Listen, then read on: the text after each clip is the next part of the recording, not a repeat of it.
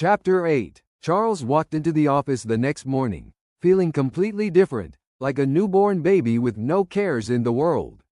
He had, according to Pastor David's counsel, confessed his sin and offenses to Becky, who surprisingly forgave him, asking him to also forgive her for her past behaviors. He had also told her of Maggie's death and the possibility of losing his job and the threat of having her death planted on him. Charles and Becky prayed together and asked God to have His way in their lives. For the first time in his life, he truly understood what it meant to have God on the inside, and he wished he had taken that step many years earlier. He wouldn't have made the mistakes he had in the past. He knew nothing would have made him listen to the Word of God in the past, if not for the mess he found himself in, so it wouldn't have happened at a better time.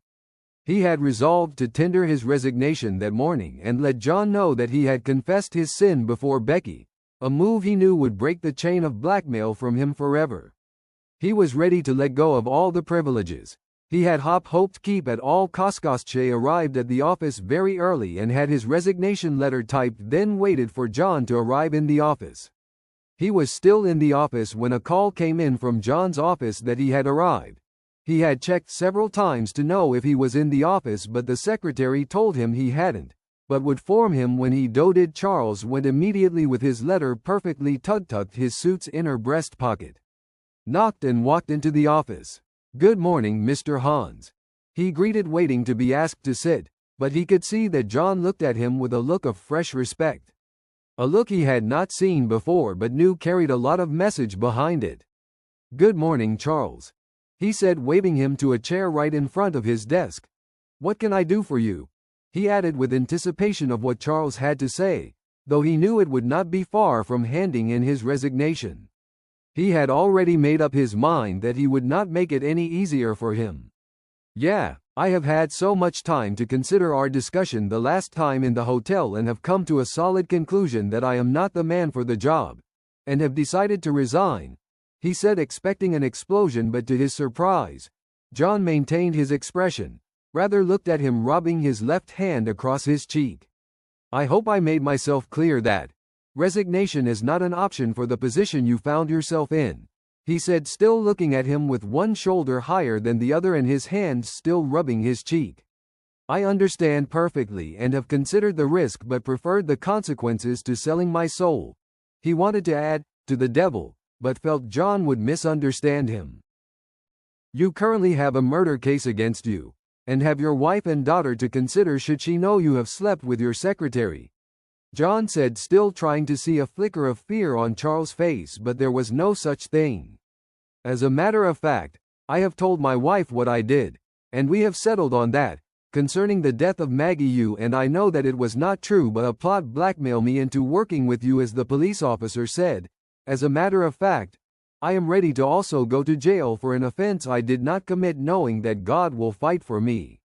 I have already seen that the network is huge and there is nothing I can do as an individual to convince the jury otherwise."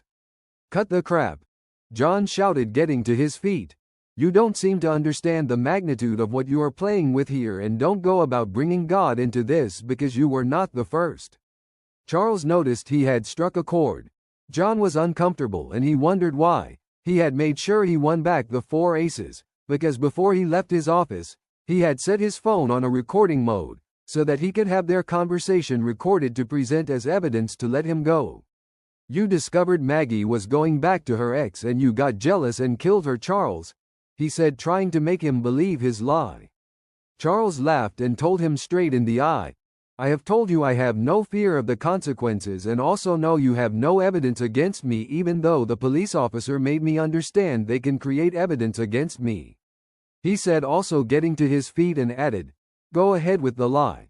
I can see you have no conscience anymore. If you can kill a young woman full of potential, to get me do your dirty work, then I surely know there is nothing you cannot do.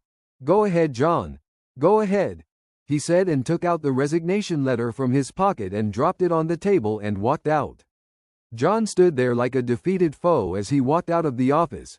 He knew that he could stop a bullet any time, but he was happy that he made peace with his God, and he was sure where he would end up, should that be the case. He mailed a copy to personnel, packed his few belongings, and walked out of the building. He made sure he kept his reason simply innocent of what was his real reason for resignation and concluded that should they need him for any future explanations, he would be more than willing to. He walked out of the building feeling relieved and free, got into his car in the parking, and zoomed off.